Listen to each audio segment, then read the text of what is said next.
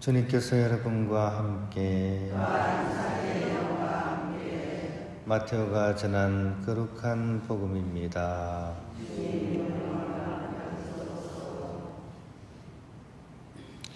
그때 율법학자와 바리사의 몇 사람이 예수님께 말하였다. 스승님이 일으키시는 표징을 보고 싶습니다. 그러자 예수님께서 대답하셨다. 악하고 절개 없는 세대가 표징을 요구하는구나. 그러나 요나 예언자의 표징밖에는 어떠한 표징도 받지 못할 것이다. 요나가 사흘 밤낮을 큰 물고기 뱃속에 있었던 것처럼 사람의 아들도 사흘 밤낮을 땅속에 있을 것이다. 심판 때 니네베 사람들이 이 세대와 함께 다시 살아나 이 세대를 단죄할 것이다. 그들이 요나의 설교를 듣고 회개하였기 때문이다. 그러나 보라, 요나보다 더 큰 이가 여기에 있다. 심판 때 남방 여왕이 이 세대와 함께 되살아나 이 세대를 단죄할 것이다. 그 여왕이 솔로몬의 지혜를 들으려고 땅끝에서 왔기 때문이다. 그러나 보라, 솔로몬보다 더 큰 이가 여기에 있다. 주님의 말씀입니다. 네, 평안을 빕니다. 네, 우리가 로또에 당첨이 됐다고 한번 생각해 보면 오늘 복음을 어떻게 이해해야 될지 한번 가늠할 수 있을 것 같아요. 그런데 안타깝게도 100억이 당첨돼야 되는데 10억이 당첨이 됐어요. 이 10억을 우리가 어디에 쓰면 좋겠습니까? 한번 생각해 볼까요? 일단은 우리가 이 보수공사 하면서 빚을 한 1억 정도 지고 있거든요. 이거 갚아야 되겠죠, 그죠? 그래서 1억이 이제 쓰여져야 됩니다. 그런데 또 공사가 끝난 게 아니에요, 그죠? 우리 지금 레오홀 그쪽에 또 물이 조금 떨어지고 있죠, 그죠? 그거는 이제 왜 그렇게 됐냐 하면, 레오홀이 이제 건물과 건물 사이에 이제 이렇게 방이 들어간 거라 보니까 그 중간 부분에 뭐 연결하는 데가 손이 안 들어갈 정도로 작업하기가 굉장히 힘들어요. 근데 그 안쪽에 전선들이 쫙 이렇게 막 옛날부터 이게 얼기설기 하다 보니까 이거를 사실 덮으면 괜찮은데 이걸 덮을 수가 없는 거예요. 왜냐면 선을 또 건드려야 되니까. 그래서 선 정리를 다 하고 나서 덮어야 되니까 놔둔 거예요. 그래서 이제 임시방편으로 손이 안 들어가는 곳에 막 그 실리콘을 엄청 쌌어요. 그래도 이제 빗물은 그 틈 사이를 스며드니까 물이 떨어지는 거예요. 지금 어떻게 할 수가 없어요. 전기공사를 하고 나서 해야 돼요. 그러면 전기공사를 또 해야 돼. 그러면 또 돈이 좀 들겠죠, 그죠?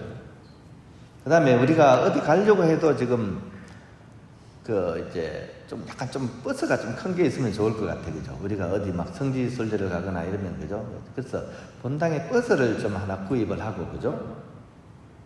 그 다음에 예전에 우리 본당에 교우들이 단체별로 막 성지순례 갔다 그러더라고요. 근데 엄청 좋아하셨대요. 성지순례도 한번 가야 되지 않겠습니까, 그죠? 이렇게 이제 쭉 적어 볼 수가 있을 것 같아요.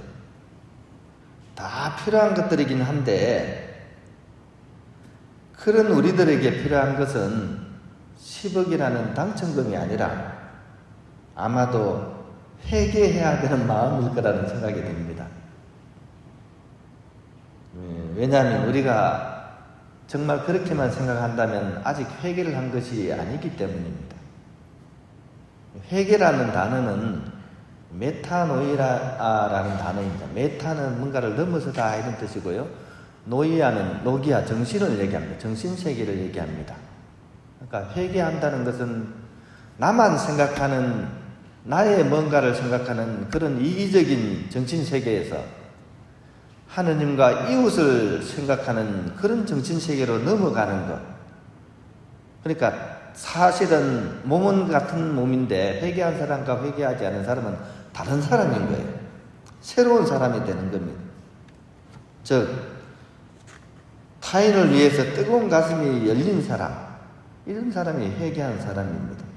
그래서 회개한 사람은 이 10억이 당첨됐을 때 어떤 생각이 드느냐? 기아와 질병으로 죽어가는 그런 난민들의 누렇게 뜬 얼굴이 자기 눈앞에 다가오는 사람입니다. 이 찜통더위 속에서 선풍기도 없이 쪽방에 누워서 뒤척거리는 독거노인의 땀띠난 등이 떠오르는 사람입니다. 또 빚독촉에 서럽게 우는 19살 소녀 가장의 그 퉁퉁 부은 눈이 먼저 떠오르는 사람, 이런 사람이 바로 회개한 사람입니다. 그러므로 회개라는 것은 나의 그런 외적인 믿음을 관통해서 속 믿음으로 거듭날 수 있어야 됩니다. 입으로 믿습니다. 아멘, 할렐루야, 앵무새처럼 무한반복하는 사람이 아니라 내적으로 뭔가가 바뀐 내적 전환이 이루어진 사람, 그 사람이 회개한 사람입니다. 예수님께서 비유를 들어주셨죠, 그죠?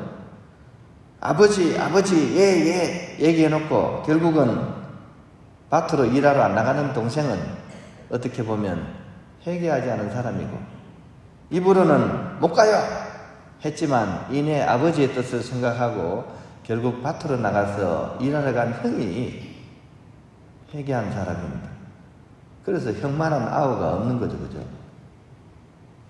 또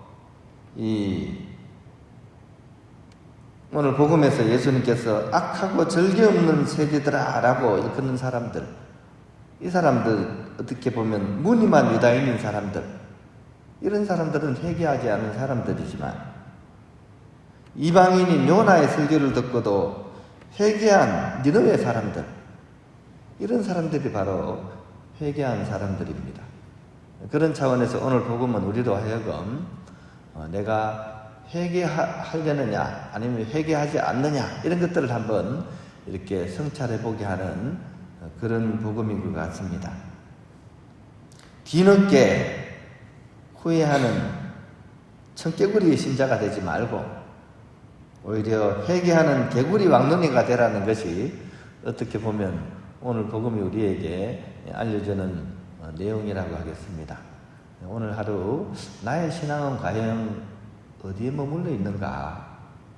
이 종교학에서는 이제 표청 종교인이 되지 말고 심청 종교인이 되라 그럽니다. 표청 종교인은 방금 말씀드린 것처럼 이 껍데기만 이 신앙인인 사람들, 입으로만 예라고 하면서 정작 종교의 본질을 살지 않는 사람을 표청 종교인이라 그럽니다.